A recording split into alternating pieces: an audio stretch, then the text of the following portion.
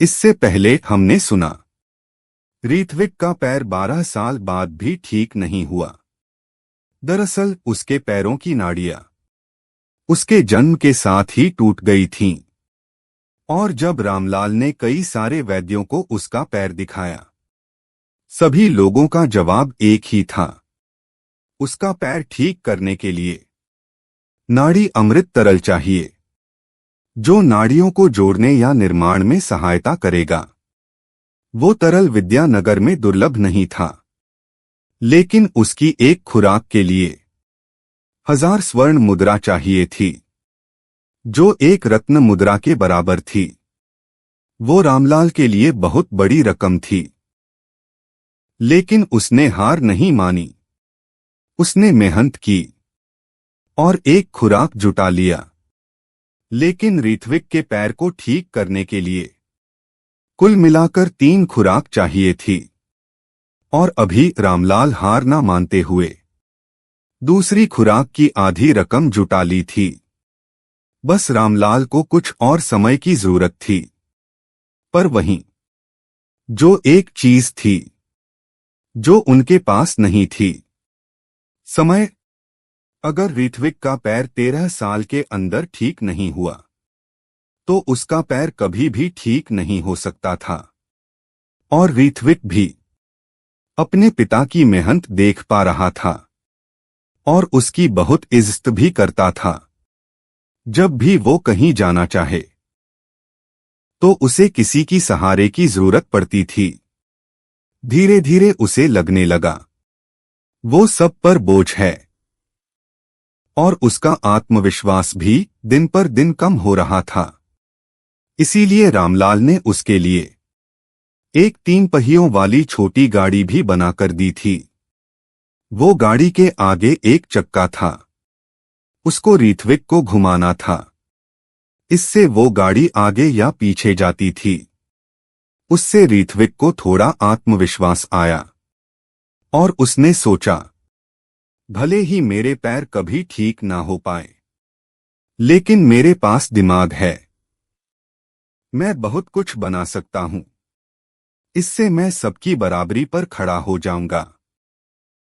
और जिस दिन रामलाल ने ऋत्विक को वो 3 पहियों वाली गाड़ी दी थी, रामलाल ने ऋत्विक से वादा लिया था, जब तक रामलाल उस पर हार न माने, तब तक ऋत्विक भी अपने आप पर हार नहीं मान सकता।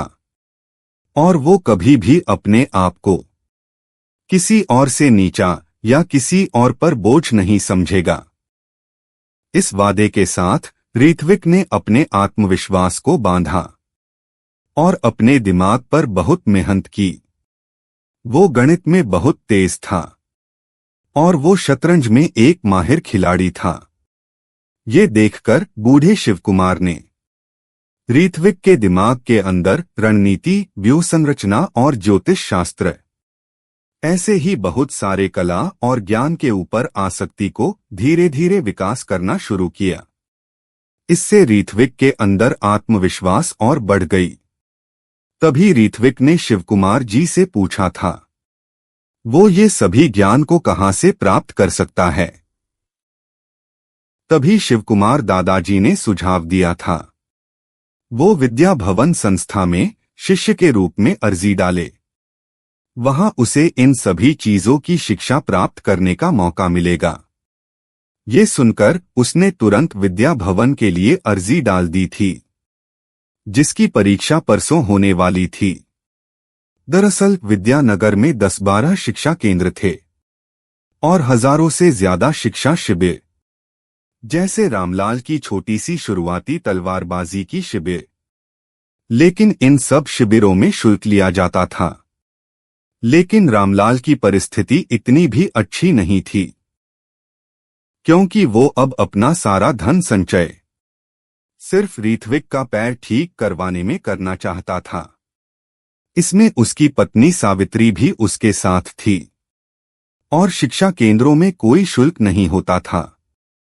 लेकिन वहां कठिन परीक्षाएं होती थीं, जिसमें से 4-5 तो सिर्फ युद्धाभ्यास की शिक्षा देती थीं और उसकी संबंधित ही परीक्षा भी होती थी, जो ऋत्विक के लिए अभी देना संभव नहीं था। और बची हुई केंद्रों में से सिर्फ 2 में ही दिमाग और प्रतिभा की परीक्षा होती थी। उनमें एक विद्या भवन था। शिवकुमार जी ने विद्या भवन इसलिए चुना क्योंकि उसमें बहुत सारे विविध विषयों के बारे में शिक्षा देते थे। और तो और शिवकुमार ऋत्विक की स्वास्थ्य से जुड़ी कई सारे संदेश ऋत्विक की सगी दादी रेणुका देवी को भेजता, लेकिन वहां से उसे एक ही संदेश वापस आया था, जिसमें लिखा था उसे उसकी दम पर आगे बढ़ना होगा, नहीं तो वो महल जाने के लायक नहीं। ये देखकर शिवकुमार को ऋत्विक के लिए बुरा तो लगा, लेकिन वो सिर्फ एक सेवक था जो अपनी मालकिन का आदेश टाल नहीं सकता था। उसके बाद उसने कोई भी ऋत्विक की स्वास्थ्य से जुड़ा संदेश नहीं भेजा। देखते ही देखते वो दिन बीत गया। आधी रात की दूसरी प्रहर में ऋत्विक सोया हुआ था। उसकी बगल में उसकी छोटी बहन रिया सोई थी। तभी अचानक से ऋत्विक छटपटाने लगा। उसके सपनों में जो दृश्य दिख रहे थे वो ऐसा लग रहा था जैसे वो सच में घटा हो। उसके सामने 10 लोग अपनी सेना को साथ लिए भयानक राक्षसों से लड़ रहे थे। उसे लग रहा था उन 10 लोगों में से वो भी एक है। और अचानक से दृश्य बदल गया, जहां उसके साथ 4-5 लोग थे, जिसमें खुद के अलावा एक उन्हीं 10 लोगों में से एक लग रहा था। और 2 एक राजकुमार और राजकुमारी थे। और आखिरी एक महाराज जैसा लग रहा था। तभी कुछ नकाबपोश सायों ने हमला कर दिया और जो 10 लोगों में से एक था उस पर तीरों से हमला कर दिया। तभी वो खुद उन तीरों के बीच आ गया। अगले ही पल वो सभी तीर उस पर आ गड़े। वो भले ही सपना था, लेकिन वो दर्द ऐसा था जैसे सच में उस पर तीर गड़ गए हों।